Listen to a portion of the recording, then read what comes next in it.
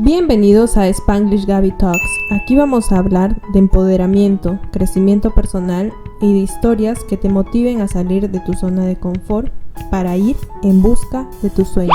Bienvenidos una vez más a Spanglish Gaby Talks. El día de hoy tenemos una invitada súper especial. Ella es peruana, es contadora, es mamá de 3 y es una apasionada por las finanzas personales. Démosle una gran bienvenida a Miriam. Gracias, Gaby. Bien. Sí, como tú dices, soy peruana, vivo ya, van a ser 11 años aquí en New Jersey. Tengo una familia, con 3 niños, casada. Y sí, realmente me encanta el tema de finanzas. Estudié también accounting aquí y trabajo en esa área. Pero el tema de finanzas personales, realmente es algo que me encanta mucho. Y es algo a lo que realmente he querido ahondar más, sobre todo por la experiencia que nosotros vivíamos también, por nuestros propios retos. Y cada vez van pasando cosas que realmente uno lo que tiene que hacer es seguir curioseando, seguir aprendiendo para poder tomar las mejores decisiones siempre, ¿no? Tratando de evitar siempre el endeudarse. A veces es imposible, a veces es muy difícil. Estamos acostumbrados. La sociedad nos ha creado esta idea de que para conseguir las cosas hay que pagarlas, tenerlas primero y pagarlas después, ¿verdad? Usando tarjetas, usando préstamos, endeudándonos. Esa es la forma en la que nos hemos criado, creo que tanto aquí como en Perú, ¿no? Creo que es en todos lados. Entonces es luchar un poquito contra eso, pero para lograrlo hay que sacrificar mucho, muchísimo, muchísimo. Hay que siempre ir por el camino más difícil y no es lo que a todos les gusta hacer. Entonces, sí, yo estoy totalmente de acuerdo con lo que acabas de decir. De hecho, Miriam tiene una cuenta en Instagram en donde va dando tips sobre finanzas personales, habla realmente de temas diversos, temas que puedes aplicar en tu vida si es que eres una persona soltera o si es que tienes una familia o si es que estás recién iniciando de repente una familia. Y es muy interesante porque, por ejemplo, yo comparto muchas de las prácticas de ahorro que Miriam recomienda y yo las comparto porque, bueno, yo a veces digo, no, gracias a Dios, a mí me ha tocado vivir esto de endeudarme en mi etapa joven y he aprendido y ha habido un límite en donde dije, ya no quiero tener más deudas y he aprendido a ahorrar y he aprendido a llevar un presupuesto y todo eso. Correcto. Pero no a todos les pasa igual, hay mucha gente que recién cuando tienen familia, recién cuando tienen hijos, se dan cuenta de que estaban llevando muy mal sus finanzas y creo que por eso es importante dar a conocer un poquito más sobre este tema, que realmente es bien importante. Las finanzas de cada uno son súper importantes y es bien importante no endeudarse y llevar un presupuesto. Entonces, el día de hoy, Miriam nos va a contar un poco de cuáles pueden ser los tips para que por lo menos tú te sientes, ¿no?, en tu mesa y digas, a ver, voy a analizar cuáles son mis gastos. Entonces, ¿qué nos podrías decir? ¿Cuáles son las principales cosas que nosotros deberíamos seleccionar o cómo es? Como para empezar, así, cuando uno realmente, se da cuenta de que realmente, o bien tienes ese impulso de querer hacer las cosas correctas, o simplemente te das cuenta de que realmente no has venido haciendo las cosas bien y que estás de repente envuelta como en un rollo de deudas o de no saber qué hacer con tu dinero o te sientes que eres realmente desordenada o desordenado. Yo creo que lo primero es sentarte, analizar más o menos qué tipo de perfil tienes, si tienes un perfil de una persona ahorradora o gastadora, que ninguno de los dos son malos, ambos tienen sus ventajas y desventajas, pero uno tiene que saber más o menos qué personalidad tiene. A partir de allí, yo creo que es importante sentarse y analizar un poco tu situación, ¿no? ¿En qué situación estás? Si de repente tienes deudas o no, en fin, ¿cuál es tu situación? Y luego es registrar tus gastos, saber a detalle con hoja y lapicero escribir detalladamente en qué es lo que gastas tu dinero mensualmente, diariamente, a forma detallada, porque la única forma en la que tú puedas crear un presupuesto es sabiendo en qué gastas. Entonces, saber cuáles son tus gastos recurrentes, los gastos que siempre se repiten mes a mes, los gastos que son más esporádicos. Entonces, de acuerdo cuando tú sepas realmente con tu estado de cuenta o no sé, la forma en la que tú obtengas una justificación de todos los gastos que haces, es detallarlo y ver cuánto gastas y en qué se está yendo tu dinero, ¿no? Entonces, a partir de allí, eso te va a servir como guía para poder hacer un presupuesto que realmente trabaje para ti. Y un presupuesto no significa algo que te va a limitar, y por eso es que la gente mucho huye de hacer un presupuesto, porque piensa de que, ok, entonces simplemente el presupuesto me va a decir que solamente puedo gastar en esto, en esto y en esto, y no es así. Tú tienes que aprender a diversificar tu dinero, los ingresos que tienes, de forma que puedas cubrir todas las necesidades básicas y las no tan básicas también. Y obviamente también incluyendo el ahorro y el pago de deudas, si es que fuese el caso, ¿no? Entonces es importante sentarse, analizarse primero y luego hacer un registro bien detallado de todos los gastos del mes. Eso sí. es básico. Sí, ahí yo quiero agregar que cada persona viene con distintas lecciones aprendidas de casa. También. Entonces, en mi caso, a mí lo que me pasó es que yo aprendí en mi casa, como tú dices, ¿no? De que para conseguir algo tienes que endeudarte. Entonces, llegué al mundo laboral en el que ya empecé a trabajar y yo era una mujer soltera, sin hijos, y decía, ¿por qué la plata no me alcanza hasta el fin de mes? Si no tengo realmente gastos grandes o en los que yo tenga que gastar dinero. Entonces, claro, el primer paso que yo di fue hacer una lista de todas las cosas en las que gastaba. Y al inicio es difícil porque, por ejemplo, yo gastaba en café de Starbucks y era como, pero ese es un gasto mínimo, son como $3, entonces no sé si ponerlo o no. Pero lo que sí tienes que darte cuenta es de que cuando haces tu listado pones todo, porque una cosa es comprar un café un día y y es muy diferente comprar café todos los días. Entonces, ese presupuesto ya no son $3, sino ya se convierte en $90 o en $100. Depende de lo que vayas gastando. Igual, yo, por ejemplo, siempre he trabajado en San Isidro, que en Perú, y pues ahí el menú es súper caro. Y como yo era una mujer soltera, ganaba bien, igual pues gastaba pues, no sé, como 20 soles, que es un montón de plata en Perú en menú. En menú. Sí, y entonces ya cuando hice ese listado dije, ya, aquí hay algunas cosas que realmente no las necesito. O sea, la comida va a ser igual aquí en la esquina, en el menú de siempre, que cuesta 10 soles, o allá en el restaurante. O sea, puedo ir allá de repente una vez al mes, cuando es el cumpleaños de algún amigo o algo, pero no necesito ir ahí todos los días. Uno de los gastos el primer gasto que yo recorté y que me acuerdo así perfectamente fue de la línea de mi celular, que yo pagaba como 120 y luego dije, pero ni siquiera uso este celular porque la empresa me da un celular o estoy todo el día en mi oficina y en mi oficina hay wifi. Entonces, ¿por qué estoy pagando una cuenta de 120 soles en mi celular? Y ese fue el primer gasto. Y eso creo que cambió bastante mi presupuesto. El hecho de hacer un solo cambio cambió bastante porque dejé de pagar de 120 a 30 soles, creo que era lo mínimo. Y sí, o sea, y así poco a poco, creo que es un proceso también. Cada mes iba haciendo esta lista y poco a poco iba sacando cosas de mi lista que realmente me daba cuenta que no las necesitaba, ¿no? Sí, es como que echar pluma realmente que realmente sepas a dónde es que estás yendo tu dinero, porque llega el fin de mes y dices, no me alcanzó para esto, como el chiste ese, ¿no? Que te queda demasiado mes, al final de mes no te queda demasiado dinero, te queda demasiado mes y ya no tienes dinero. Entonces, ¿qué haces? ¿Y qué estás gastando, no? Y lo que tú dices también es súper importante porque todos venimos con un cierto costumbres, que es lo que escuchamos en casa y es lo que realmente es la idea que nosotros tenemos, ya puede ser buena, puede ser mala, sobre el dinero y sobre cómo administrarlo. Todo eso es como el bagaje que traemos desde casa, ¿no?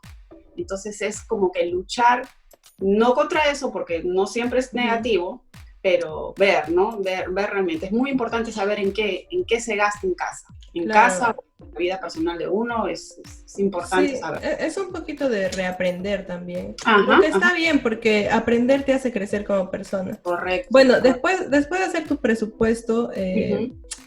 ¿cuál es el siguiente paso? O Yo mejor creo dicho, después de ver que tu lista de gastos. sí, tienes que aprender a separarlo. Ujú. ¿Cuáles son tus gastos, digamos, tus necesidades de tus deseos, ¿no? ¿Cuáles son los gastos esenciales y cuáles son los gastos secundarios, digamos, o no tan importantes? Debemos saber que, por ejemplo, pues no los gastos básicos que debemos siempre cubrir, pues el techo, la vivienda, el transporte, la salud, la vestimenta, son gastos que son básicos, ¿no? Del ser humano. Entonces, más o menos por ahí, de acuerdo a conforme vayamos revisando nuestros registros de gastos, vamos a tener que setear ciertos límites para cada uno, ¿no? Y luego en los gastos secundarios es ahí desde donde de repente podemos cortar cuando vemos que necesitamos inyectar más dinero o necesitamos cubrir ciertas cosas, ciertas no sé, circunstancias, emergencias que pasan, entonces, ¿de dónde podemos sacar? Obviamente lo primero que va a salir van a ser los gastos secundarios, ¿verdad? Porque tal vez no son tan necesarios, como por ejemplo, no sé, pues, o el café del Starbucks o la membresía del gimnasio, cosas así, ¿no? Que realmente no son vitales para que tú puedas sobrevivir en el mes, ¿no? Y a partir de allí, yo creo que una vez que tú diferencias cuáles son tus necesidades básicas, tú también tienes que empezar a plantearte ciertas metas. Todos tenemos metas distintas. Por ejemplo, a ti te encanta viajar, entonces una de tus metas principales es ahorrar para poder viajar y viajar bien y que cuando tú regreses a casa no sea un estrés de tener que pagar lo de las vacaciones, ¿no? Uh-huh. Cosas así. Entonces, para otras personas pueden ser los estudios, para otras personas pueden ser las casas, para otras personas pueden ser los autos, y nada es malo, todo está bien, todo es aceptado siempre y cuando lo hagas en orden, ¿no? Siempre y cuando te organices, siempre y cuando no caigas en deudas para poder cubrir esas metas. Entonces, para lo único que es la solución es ahorrar. Entonces, tienes que también comenzar a plantearte estrategias de cómo vas a hacer para ahorrar, para cumplir esas ciertas metas, ya sean a corto o a largo plazo, y también si es que hay deudas, estrategias para poder pagar esas deudas lo más pronto posible, ¿no? Eso sería, yo creo que el Claro. siguiente, una vez que tú haces tu presupuesto, ¿para dónde quieres ir direccionando tu dinero? ¿Qué es lo que quieres cumplir? ¿Qué es lo que tienes que cumplir también? ¿Qué obligaciones tienes que cumplir? ¿No? Por ahí más o menos. Sí, ahora que lo mencionas, claro, yo empecé a ahorrar o empecé a aprender a manejar mejor mis finanzas personales cuando empecé a viajar, porque yo no quería endeudarme. Entonces, porque ya yo en ese punto en el que quería viajar, yo ya tenía una tarjeta de crédito con deudas. Entonces, cuando hice mi presupuesto, yo siempre pongo como gastos fijos y gastos que pueden ser variables, ¿no? Entonces, en mis gastos fijos ponía la cuota de lo que yo tenía que pagar en mi tarjeta de crédito, más un presupuesto de cuánto voy a gastar en comida este mes y cosas así, la renta, cosas que se tienen que pagar sí o sí. Y en mis gastos secundarios era como salidas, tipo, ya en vez de salir pues todos los fines de semana, ya saldré una vez al mes o 2 veces al mes. Y sí me ayudó bastante en el tema de ahorrar, tener una meta, como tú dices. Para mí en mi caso era la meta de viajar, entonces yo sacaba como que todo el presupuesto de cuánto voy a gastar en este viaje y digamos eran, no sé, $2,000. Entonces yo decía, bueno, me tengo que restringir de salir porque tengo que meter esta plata en esta bolsa que voy a ir de viaje. Y yo siempre decía, no sé a quién le escuché eso una vez y decía, pero mira Gaby, ¿qué es mejor? ¿Tomarte un mojito acá sentado en Lima o es mejor que tú ahorres y te tomes ese mojito en Varadero? Entonces decía, no, sí tienes razón, voy a seguir ahorrando, ya no voy a tomar este mojito acá y lo voy a poner en esa bolsa del ahorro. Claro. Y así, con algunos amigos cercanos empezamos a ahorrar y como tú dices, todos tienen metas diferentes. Yo tengo una amiga que también empezó a ahorrar casi igual que yo ahorraba para los viajes y ella ahorró para su casa. Ujú. Y de hecho este año ya compró su departamento y es como, wow, un súper logro. Claro, claro que sí, claro que sí. Todos tenemos metas distintas y todo, como te digo, todas las personas tenemos intereses distintos, ¿no? Todos, no hay una sola regla para todo el mundo, ¿no? Todos tenemos intereses distintos, todo es valedero, todo, siempre y cuando tratemos de hacer las cosas sin tener que perjudicarnos después, ¿no? Eso es lo más importante, creo yo. Ujú. Sí, yo creo que también es bueno identificar, como tú dices, qué es necesario y qué no. Por Que ejemplo, no. algo que pasaba mucho en mi familia era de que Ujú. nosotros ya teníamos un televisor y de pronto sale el nuevo televisor que es mucho más Ujú. grande, no sé, de más pulgadas, en 4D, y era como, necesitamos comprar ese televisor. Entonces, cuando ya surge eso de necesitamos y luego te Ujú. replanteas y dices, realmente no necesitas un nuevo televisor, o sea, ese televisor sigue funcionando igual. Ujú.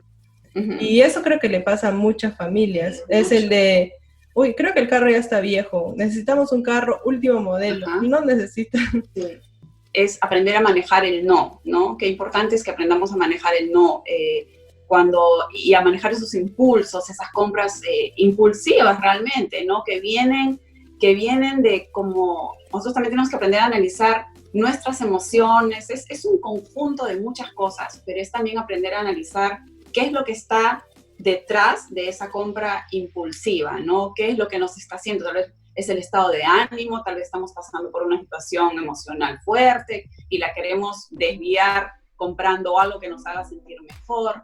Entonces, y en cosas a veces simples, ¿no? Como, no sé, cualquier cosa, te vas a la tienda y ya sin intención de comprar nada y sales con el carro lleno. Entonces es aprender a manejar el no y enfocarte siempre en lo que tú quieres lograr, tener así como esa alerta y el recordar siempre a dónde quieres ir, ¿no? ¿Qué es lo que quieres lograr? ¿Cuál es tu meta? ¿Quieres viajar? No, yo ya me veo, como dices tú, en Varadero. Entonces siempre estar pensando y enfocada en eso, ¿no?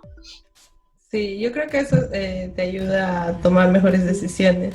Y cuando nosotros aprendimos, yo y mi hermano, eso fuera de la familia, creo yo. Porque, y siempre es bien gracioso, pero nosotros siempre vemos a mi mamá comprando cosas que realmente no necesita y es como, no sé, un día aparece como, miren, compré ollas nuevas y todos como, pero tenemos ollas, ahora vamos a tener más ollas. Entonces eso siempre pasa.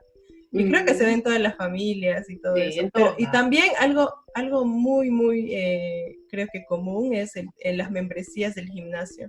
Que todo el mundo paga membresías anuales y al final terminas yendo solamente un mes o 2 meses. Y es mejor, una... sí, hay cosas que sí, hay que evaluar mucho, no ver. Y a veces también, Gaby, es importante porque a veces como que también nos enfocamos mucho en querer cortar muchos gastos, cuando realmente el problema está mucho más lejano que eso, el problema está mucho más ahondado, más que eso, porque a veces uno dice, no, entonces, ¿sabes qué? Para poder ahorrar voy a cortar el cable, voy a cortar esto, voy a cortar lo otro, y tal vez no va por ahí la cosa. Eso también es algo ya no es tan básico, no es un pensamiento tan básico, es algo más profundo, es algo más que tiene que ver con el tema de realmente hacer crecer tu dinero, que el dinero realmente trabaje para ti, pero ya es un cambio de mentalidad totalmente, es un tema de poder manejar el riesgo también, entonces va mucho más allá cuando tú realmente quieres lograr cambios reales, ¿no? Pero para eso se requiere, como se dice, de una buena base, ¿no? De una buena base, de aprender y desaprender muchas cosas. Entonces, para que tú realmente logres ver cambios importantes, ¿no? Porque, como te digo, a veces no solamente es cuestión de reducir gastos, porque como se dice, no, tal vez el reducir gastos tiene un límite, pero el que tú crees ingresos, no, eso es ilimitado, ¿no? ilimitado. Pues ilimitado. Entonces, es también, como te digo, tiene mucho que ver también esa mentalidad, ¿no? Pero es, básicamente, si vamos a empezar desde el principio, desde baby steps, como se dice, a cortar lo que no se necesita, ¿no? Y cambiar esas costumbres, cambiar esos pequeños hábitos. Por ahí se puede empezar. Sí, yo creo que lo primero para empezar a reeducarnos, porque esto, o sea, tiene ya varias etapas, como tú dices, ¿no? Primero empiezas a ahorrar, ves tu presupuesto, de ahí ya empiezas a enfocar, ok, ya tengo, por ejemplo, esta bolsa, ¿cómo puedo hacer que ese dinero trabaje para mí, invertir, todo eso? Tiene distintas etapas. Pero yo creo que ahorita, al inicio, viendo sobre todo el mundo que nos rodea actualmente, que tenemos muchos inputs de redes sociales y todo eso, y todo es como, te lo vendo, cómpralo, Exacto. cómpralo. Exacto. Y algunas personas, justo ayer hablábamos con una psicóloga, y es como a algunas personas les da hasta ansiedad, ¿no? Tema de las redes sociales. Exacto. Entonces, hay que tener mente fría, sentarte y ver tu presupuesto, porque no todas las personas ganamos igual, no todas las personas tenemos los mismos ingresos, entonces de repente a mi vecina sí le puede alcanzar para comprarse 10 cosas que no necesita realmente, pero las quiere comprar. ¿Has escuchado aquí que hablan mucho de do not compare with the Joneses? Es porque es como un dicho que se dice porque realmente siempre vivimos comparándonos con el vecino. Y el vecino no se refiere físicamente al vecino, no solamente, sino a los amigos, a la familia, a toda gente que está a nuestro alrededor, a nuestros compañeros de estudios, tal, o de trabajo. Nos vivimos comparando con los que ellos ya obtienen, pero no sabemos qué sacrificios ellos han hecho para poder obtener lo que ya tienen. Entonces siempre vivimos atrás, ¿no? Oh, ok, entonces si el vecino ya tiene un nuevo auto, entonces yo también quiero, ¿no? Entonces es lo que mucho se dice aquí, entonces, do not compare with the Joneses. Sí, o sea, hay que siempre mente fría, o sea, siempre teniendo tu presupuesto, teniendo tu meta.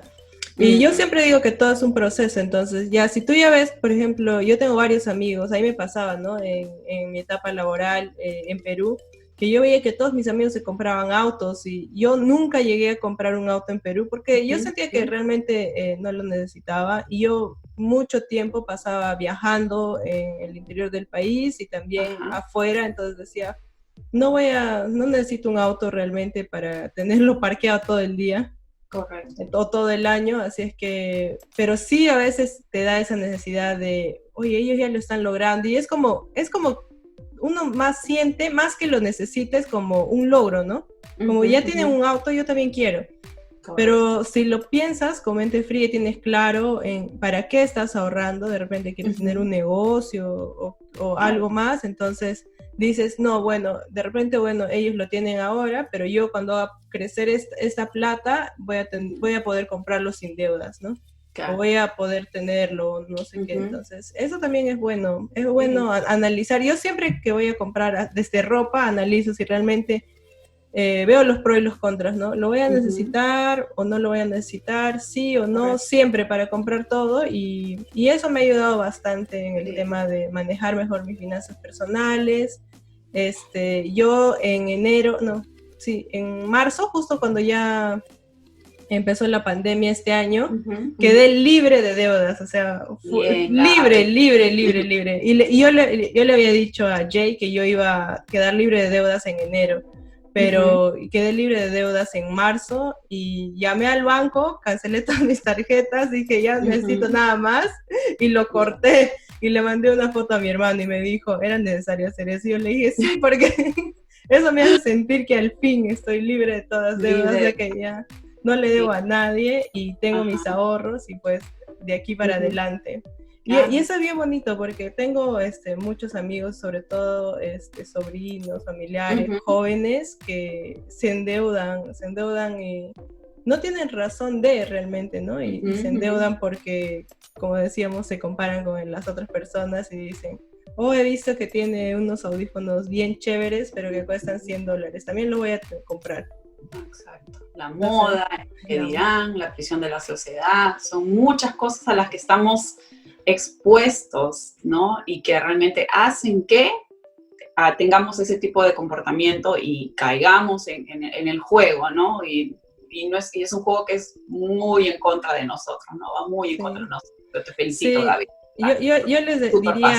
Yo les diría a todos que por un momento tomen unos 10 minutos y se sienten en su habitación y vean todas las cosas que tienen y que no las utilizan. Y saquen la cuenta así suavemente de cuánta plata hay en todas esas cosas y se van a dar cuenta la próxima vez que vayan a comprar algo que realmente no necesitan tanto para vivir bien. Eso. Y bueno, pues, por ejemplo, ¿qué tips les darías a las familias que recién están empezando, no? Eso también, o sea, es sentarse también y analizar como que qué perfil tiene cada pareja, ¿verdad? Cada uno, con qué, como dice, con qué es lo que trae desde casa, ¿no? Entonces, por ejemplo, en mi caso, yo soy el perfil ahorrador y mi esposo es más de perfil gastador, pero como lo he comentado también antes, yo tal vez puedo ser más dura para gastar y él puede ser más arriesgado al momento de invertir.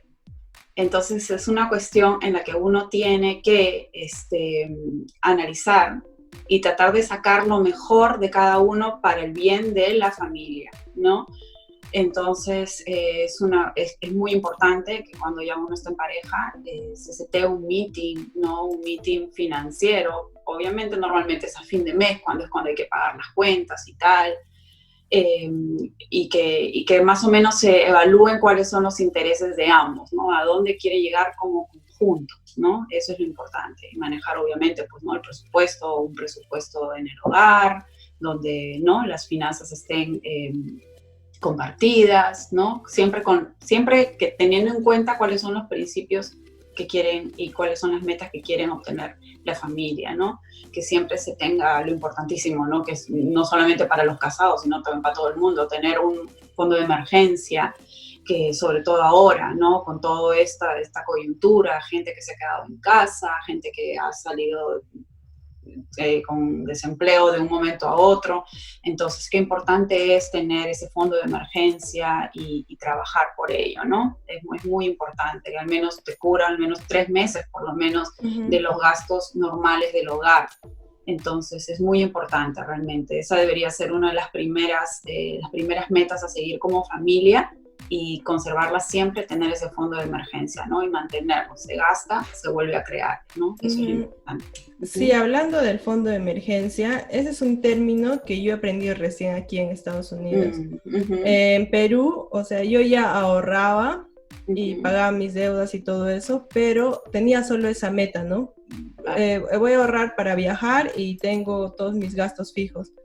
Pero ya cuando me casé con Jay, él también es perfil ahorrador, entonces él me trajo ese término de Gaby. Nosotros tenemos, nuestros padres ya están grandes, necesitamos tener un fondo de emergencia por si pasa cualquier cosa. No solo nuestros padres, ¿qué tal si tú mañana te enfermas y vamos a necesitar desembolsar dinero? Entonces, sí, hemos empezado a ahorrar de esa forma y creo que es algo que se debería repetir en cada familia, sobre todo porque sí, es muy importante. Uno nunca sabe, como la pandemia, de un día para otro.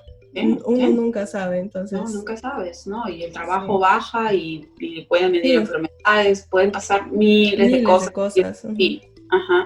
La vida es así.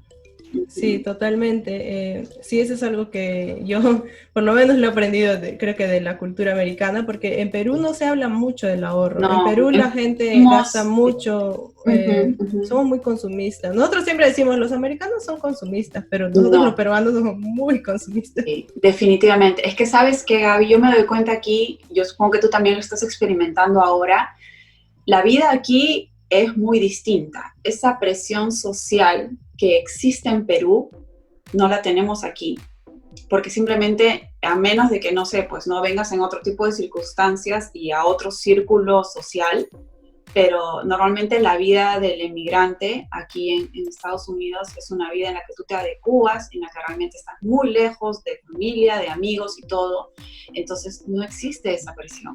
No existe la presión social, no existe el hecho de, en Perú vivimos del qué dirán, vivimos de la apariencia, vivimos de que, bueno, si está de moda lo que acaba de salir en Estados Unidos, aquí lo tenemos. Si la prima se fue a Miami, pues yo también me voy a Miami y compro mis cosas. Entonces, en Perú estamos muy acostumbrados a eso. Sí. Aquí no. Aquí es una paz realmente que tú puedes tener lo que puedas tener y sales a la calle como quieras salir y no existe esa presión que tenés. Yo sentí esa presión, o sea, he vivido siempre con esa presión todo el tiempo que he vivido en Perú.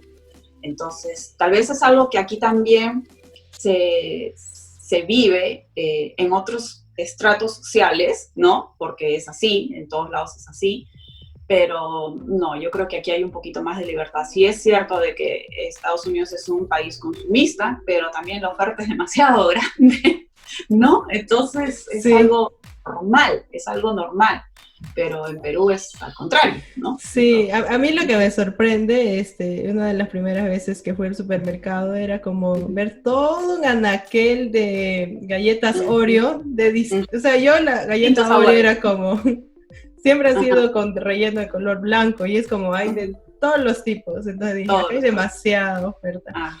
Sí, sí, yo creo que eso yo también he trabajado mucho en eso del qué dirán, que también yo lo he traído de Perú eso, y pues justo hace poco estaba llevando unos talleres de clown y de teatro donde te hacen mirarte mucho al interior de cada uno, y he empezado a quitar esas cosas de mi personalidad, porque realmente son cosas que no te suman, o sea, no te suman. Muy distinto, ¿no? Aquí en la misma escuela puede ir el hijo del pintor, como el hijo del doctor, como el hijo, y esas cosas en Perú no las vemos, esas cosas en Perú son muy marcadas. Muy marcadas, cosa que aquí no. Entonces, por más que quieran decir que Estados Unidos es un país muy racista y todo lo que sea, yo creo que las cosas no son tan marcadas, ¿no? Como en nuestro país, creo yo. Y eso es una ventaja para nosotros los inmigrantes, aunque quieras que no, para nosotros los inmigrantes sí, porque es lo que nos permite, ¿no? Es lo que nos permite avanzar y obtener cosas que tal vez en nuestro país son mucho más difíciles, ¿no? De obtener, creo yo. Sí, totalmente de acuerdo.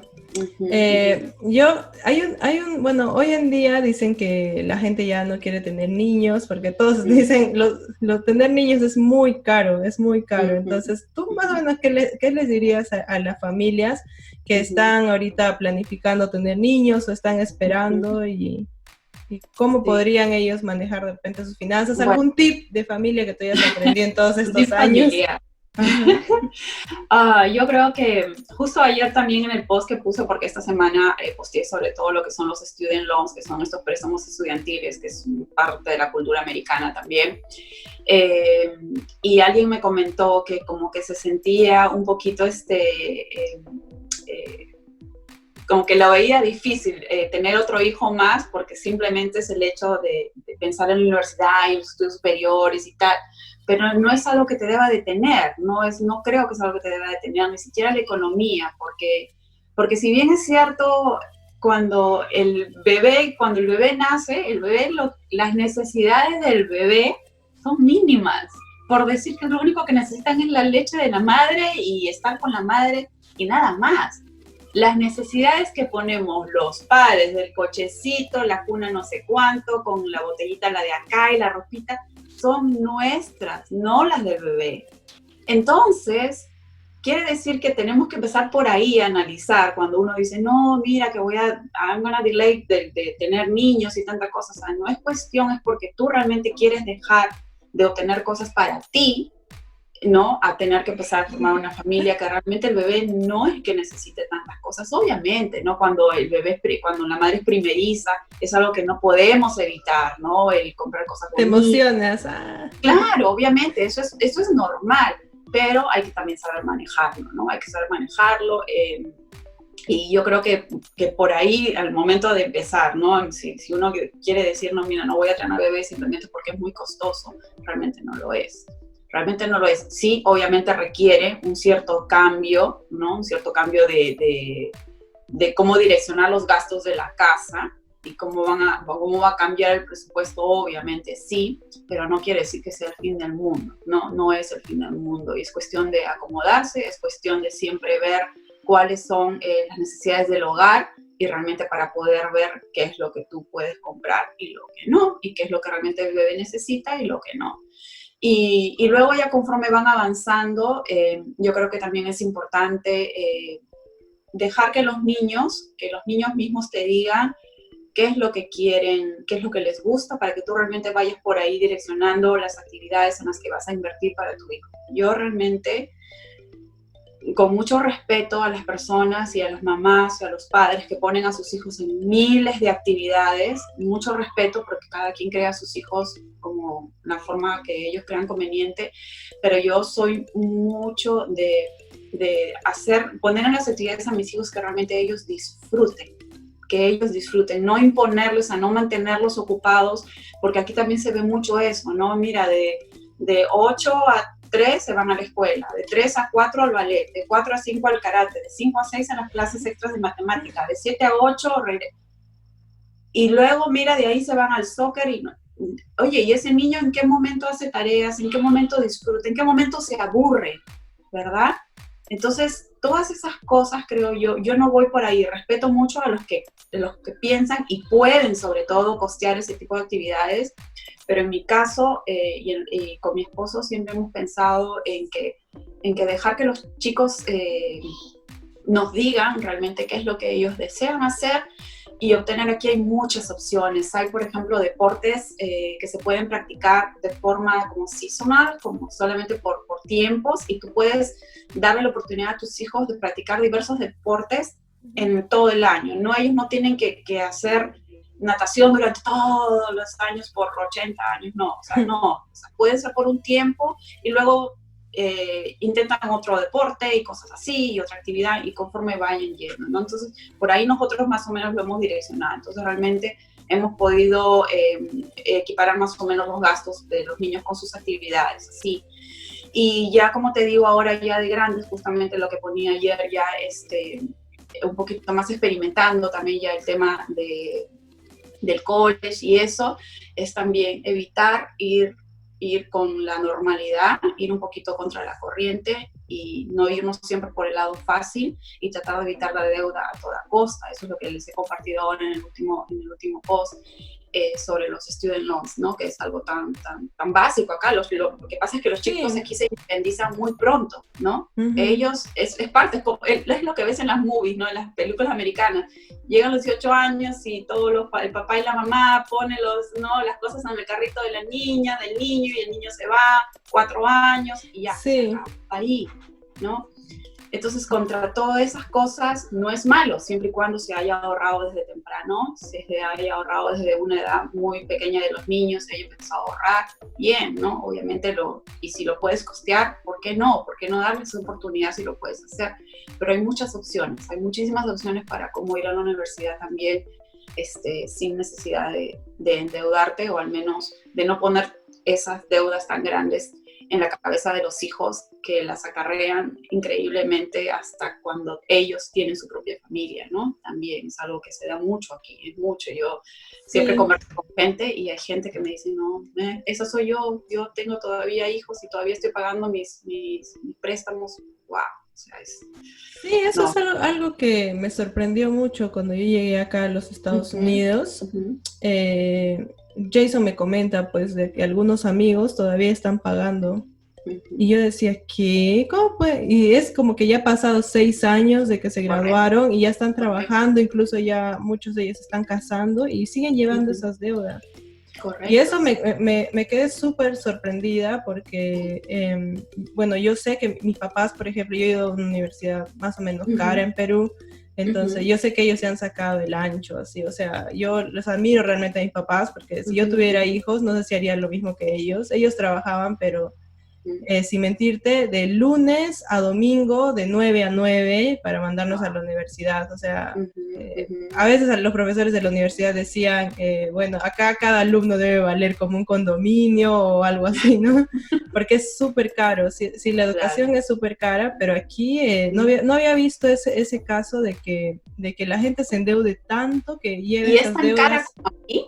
Es tan caro porque yo no sé, o sea, yo cuando yo no fui a la universidad en Perú, yo fui a un instituto y automáticamente terminé y empecé a trabajar.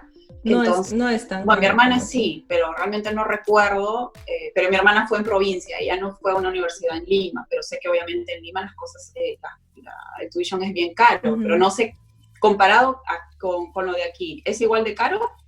No es tan caro. Lo que pasa es que tú sabes, el Perú es un poco clasista, entonces incluso en las universidades te ponen en categorías de acuerdo a lo que ganan tus papás. Entonces, yo que venía de provincia siempre he estado en la categoría más baja, que era la U. O sea, imagínate, yo estaba en la categoría U y había gente que estaba en la A. Entonces, y aún así era súper caro, ¿eh? Porque nosotros, claro, mis papás tenían que costear no solo universidad, comida, casa, porque estábamos en otra ciudad. Entonces, sí ha sido bastante dinero, pero no tanto como acá. Yo sé que acá es carísimo. En Perú, creo que por el semestre completo se pagan promedio, entre 6.000 a 7.000 soles. Wow. Por semestre. Son $1.000. Son como, claro, que sean 7.000, porque en una categoría del medio, digamos, son como $2.000 más o menos por semestre. Es pagable, pero lo de aquí es ridículo. Es extremadamente es lo que vale, es lo que, como tú dices, y realmente, pero a los números de aquí, ¿no? Realmente es una casa, sí. O tal vez dos, o tal vez dos. Por eso, y esas son las carreras normales, o sea, no estamos hablando de medicina, que son 8 años con maestrías y PhD, o sea, por eso hay muchos doctores, dentistas y todo, que aún siguen pagando sus deudas después de... Sí. ¿No? Sí, muchos, ¿ah? Yo estoy sorprendida. Nosotros tenemos un amigo que está estudiando medicina y yo a veces le preguntaba, y a Jay, por ejemplo, le gusta mucho ese lado también. Yo le decía, ¿por qué tú nunca pensaste en estudiar medicina o algo así? Él decía, porque desde que pensé nomás cuánto gasto son 8 años y luego deben ser como 8 años más para pagar la carrera. Dije, no pienso meterme en esas deudas. No tiene, bueno, es que hay gente que sí, ¿no? Obviamente que tú tienes tal vez ese talento, ese don, obviamente, ¿no? Porque no, obviamente si ves que tu hijo, pues oye, mira, es un gifted, como le dicen, ¿no? Es un niño súper talentoso, obviamente, ¿cómo le vas a quitar, no? Y obviamente, cuando los niños son niños talentosos, obviamente ellos mismos también obtienen muchas becas, muchas ayudas, es algo que va muy equiparado. Pero sí, es algo que realmente asusta, no lo voy a negar, nosotros hemos pasado por trance, pero sí hay salidas, pero obviamente requiere irse por el camino, como les digo, más difícil, ¿no? Más sacrificio, realmente. Sí, pues así es. Entonces, yo les recomendaría a todos, como les dije al inicio, que hagan primero su lista de todas las cosas que gastan y pongan a un lado todas las cosas que sí o sí tienen que pagarlas, tipo la renta, el celular, comida, cuánto gastan en comida, háganse un presupuesto de comida. Eso también yo lo aprendí con el tiempo, a hacer un presupuesto porque ya no voy a gastar más de este monto, ¿no? Correcto. Y después ya vean las cositas que van ahí como adicionales, ¿no? Esos famosos gustitos que te das, esas es importante que vas comprando, ¿no? Sí, es importante que tengan dentro de su presupuesto una cantidad asignada, que lo llaman fan money, que siempre sea parte de tu presupuesto, para que no sientas que realmente tu presupuesto te está limitando y que no puedes comprarte pero en un caramelo. No, tú tienes que tener un poquito para darte esos gustos, y esa cantidad obviamente va a ir de acuerdo también a cuál sea tu situación. Si de repente tienes que pagar deudas, pues esa cantidad tal vez será un poco más mínima, ¿no? Pero si de repente no, y estás más holgado, ¿por qué no? O sea, para eso uno trabaja, ¿verdad? Claro. Para eso uno trabaja. Y para ya cerrar un poco la conversación, ¿tú usas alguna herramienta? ¿Usas algún método para ahorrar? Creo que una vez vi en un post tuyo que usaban lo de los sobres. No sé, ¿qué otras herramientas usas? Sí, o sea, hay varios métodos de cómo podemos hacer para presupuestar. En cuestión física, tú puedes usar, bueno, spreadsheets, puedes usar aplicaciones que hay miles. Yo uso EveryDollar. Ya desde hace más de 2-3 años que uso EveryDollar y me encanta. Es muy fácil, ¿no? Es muy fácil para poder poner tus gastos, ya está seteado por categorías, entonces es bastante fácil. Está Mint, puedes usar una spreadsheet de Excel también, o puedes usar un lápiz, un papel en una agenda y escribirlo, ¿no? Escribir, separar tus ingresos, tus gastos. Puedes usar los sobres también, ¿no? Y separar. Pero los sobres para mí es como que, al menos a mí yo no me siento no sé, no me gusta mucho eso de los sobres porque una es por el riesgo, no me gusta manejar efectivo, ¿no? Ahora menos con el corona, no me gusta manejar mucho efectivo. Entonces, para mí es como que no me siento cómoda usando lo de los sobres. Yo lo que sí manejo es, nosotros sí tenemos tarjeta de crédito, pero obviamente yo tengo seteado, porque el otro día leyendo un libro, y es algo que también lo tengo que postear, leyendo un libro, decía ahí que no habían conocido una persona que pudiera llevar un presupuesto en cero, que es el presupuesto en el que tus ingresos menos tus gastos equivalen a cero, pero no quiere decir que no te sobra dinero, sino que ya cubriste todo lo que tenías que cubrir. Entonces, que no había conocido una persona que llevara un presupuesto en cero que manejara una tarjeta de crédito, y yo, soy yo. Entonces, eso como que he tratado también de buscar mucha información porque a la tarjeta de crédito se la ha demonizado tanto, pero es que se demoniza porque, al igual que al dinero, depende de la persona que la usa, o sea, ¿no? Entonces, si tú, dicen que, por ejemplo, la tarjeta de crédito no se debe usar más del 30% del límite del crédito que te dan. Es lo sano, ¿no? Para normalmente tú llevar un buen crédito y todo, no debes usar más del 30% de tu tarjeta de crédito. Ahora, si usas la tarjeta, evita a toda costa pagar el pago mínimo. Eso es un no se paga el pago mínimo, se paga todo el total. ¿Y cómo logras tú pagar todo el total?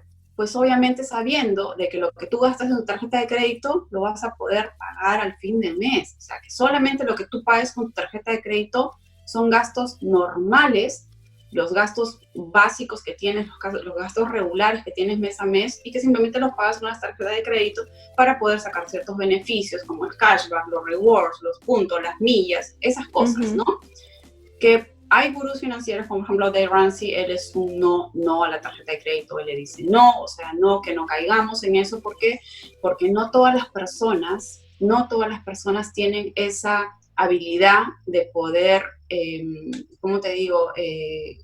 Como que no extenderse de todo del límite que realmente tienen para gastar, ¿no? Entonces realmente la tarjeta de crédito se convierte como un arma en contra tuyo muy fácilmente, pero entonces son muy pocas personas que realmente pueden controlar ese gasto. Entonces, para la mayoría de gente es una herramienta mala, obviamente, ¿no? Para la mayoría de gente, pero si es que tú ya sabes controlar, si tú sabes manejar, si realmente sabes sacarle el lado positivo a la tarjeta de crédito, que como son los puntos o cosas así, entonces yo creo que sí, es una herramienta que puede trabajar a tu favor, pero siempre y cuando tú te sepas controlar, la pagues a fin de mes totalmente y no dejes que, no realmente, tú sepas. Yo por ejemplo lo que he hecho después de que leí eso es de mi presupuesto separar cuáles son las cosas que yo puedo pagar con tarjeta de crédito que me lo permite, como algunas utilidades, como algunos seguros del auto o de la casa,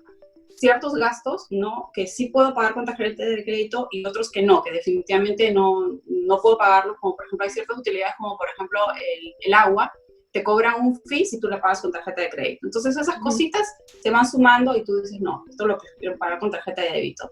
Entonces yo lo que hice es separar, sumar mis gastos, no lo que gasto en tarjeta de crédito, sino sumar mis gastos. Y yo ya tengo una cantidad y yo sé que de esa cantidad yo no me puedo pasar en la tarjeta de crédito. ¿Por qué? Porque son los gastos normales que yo los tendría, así los pagara con tarjeta de crédito o no. Entonces, cuando yo veo que realmente las cosas ya se están pasando del límite o están a punto de pasarse, yo paro y ya está. Entonces, realmente, por ejemplo, la comida la pagamos con tarjeta de crédito y se paga a fin de mes, ¿no? Y obviamente también tú puedes setear con tu compañía el día en que te van a cargar la tarjeta de crédito para que realmente no sea, porque lo que pasa con la tarjeta es que tú consumes y hasta después de tu periodo no la pagas y realmente todo ese lapso de ahí es el lapso que juega en contra tuyo. Entonces lo que tú puedes hacer es setear tu fecha de pago realmente para que sea en el inicio del mes o el 30, el 31, para que realmente tú sea que no existe ese plazo, no está ese plazo en el que realmente pues pueden generar más intereses o que realmente te hace gastar más de lo que debes, ¿no? Esos son las pequeñas cosas de la tarjeta. Pero sí, es algo que realmente uno tiene que tener mucho, mucho cuidado. Tienes que saber usarla, no es para todos. Sí, ese creo que es un buen tip, ¿no? Nunca lo había escuchado de él. Y es cierto, ¿no? Claro, tú tienes un crédito, no sé, de 1.000 soles y el 30% son como 300. Entonces, lo máximo que deberías gastar son 300. Y creo que si lo ves así, o sea, 300 es un monto que sí puedes alcanzar a fin de mes. O sea, porque estaba dentro de tus gastos. Entonces, bueno, yo ahorita no tengo todavía tarjeta de crédito. Desde que corté dije, voy a descansar un rato que no necesito todavía. Y bueno, pues aplicaré ese tip cuando vuelva a tener una tarjeta de crédito. Y obviamente, sí, cuando ya puedas sacar una tarjeta que realmente pues te ayude. Por ejemplo, te pueden ayudar para las millas, pero siempre y cuando pues tienes que evaluar realmente cuánto te vas a demorar en acumular millas que realmente te sirvan a ti para pagar al menos un pasaje, un round trip, ¿no? Sí. Todo lo que necesites gastar, porque la idea es diferenciar entre los puntos o los rewards que te va a dar la tarjeta con lo que realmente tú necesitas gastar. O sea, la idea no es de que gastes tú para ganar puntos, no, la cosa es que tú gastes lo que tienes que gastar, lo que tienes que pagar, y bueno, y si te dan los puntos, que vengan los puntos que tengan que venir, pero no que tú con el afán de querer sacar un pasaje gratis, te pongas a gastar para que puedas tener más millas. Eso es incorrecto. Eso es en lo que mucha gente cae. Muchas personas caen en eso. Sí, me incluyo en el pasado. Sorry, Gaby. Sí, bueno, pues ha sido muy bonita esta conversación, Miriam. Gracias por habernos dado esos tips para todos nosotros que somos millennials y que recién estamos aprendiendo a tener un poco de, tú sabes, de balance en nuestras vidas, y que hoy en día, como te decía al inicio, tenemos tantos inputs de compra esto, mira lo que tengo, cómpralo. Todo el tiempo es así, o sea, a veces yo me aburro de ver historias de, ¿cómo se llama? Compra esto, ¿no? Siempre, todo el tiempo estamos con esa información y es como ya... ¿Sabes qué? Yo, por ejemplo, ¿sabes? Yo tengo un blog y realmente, I'm sorry con los bloggers, pero es que realmente a veces, yo no sé si ellas no se dan cuenta, pero se ve tan fingido cuando agarran y enseñan un producto y dicen, yo hago con ese producto. O sea, ya sabemos que te pagan por decir el producto. O sea, no me vengas a decir, usas cuando... ya sabemos, ok, no, o sea, de verdad, ¿no? O sea, son esas cosas que, no, yo sé que realmente es un nuevo tipo de negocio, es un nuevo tipo de emprendimiento, o sea, respeto mucho eso. Pero, sí, pues, no, o sea, como bien dicen, o sea, ahora mismo hay que tener mucho cuidado cuando tú sigues a los influencers, porque el influencer lo que te va a hacer es influenciarte para que gastes. Si te viene el producto y lo necesitas, oye, sí, mira, escucha, qué chévere. A veces uno mismo busca, ¿no? Si voy a comprar, no sé, pues una vacuum, una aspiradora y necesito realmente reviews, referencias, yo busco, ¿no? De alguien que la tenga y que realmente me diga la verdad. Claro. ¿no? Pero no me vengas a decir, pues, oye, mira, uso cierta cosa y no. Es que se nota, yo creo que a veces subestiman nuestra inteligencia, pero... Creo que todo el mundo se da cuenta. Y justo de eso ayer hablábamos también con una amiga psicóloga, que ya este capítulo va a salir en otra entrevista, y ahí para que vean un poco de cómo es, ¿no? Cómo es todo este tema de las redes sociales, y que creo que también va a ir cambiando un poco, porque hoy en día ya la gente quiere ver personas reales. O sea, exacto. Ya la gente ya se aburrió de que le sigan mostrando todas las semanas la botella de agua que quieres venderle. Sí, entonces... Sí, no, o sea, ya. Estuvo bueno el tiempo en el que sí realmente funcionó y tal y cual, y se hicieron famosos simplemente por publicitar cosas, y estuvo bueno, o sea, ya nos dimos cuenta. Entonces por eso ahora, no sé si te das cuenta, pero hay las cuentas pequeñas, tal vez son las cuentas que ahora están creciendo más, porque realmente son gente real, es gente real que realmente te dice su versión, o no, habla sobre su propia experiencia, ¿verdad? Entonces, yo creo que eso es lo más valioso, ¿no? Sí, eso es. Entonces, bueno, nos vamos a despedir acá con Miriam. Espero que les haya gustado esta entrevista y no se olviden de suscribirse, darle manita arriba y dejarnos todo su amor en los comentarios. Voy a dejar también el Instagram y todas las redes sociales de Miriam para que vayan a revisar, que ella tiene unos posts pero increíbles. Yo siempre los leo porque siempre se aprende un poco. Y todos los días aprendemos. Todos los días aprendemos y tiene un bonito contenido. Así es que conmigo será hasta otra emisión. Mil besos para todos y nos estamos viendo en el siguiente episodio. Gracias. Bye.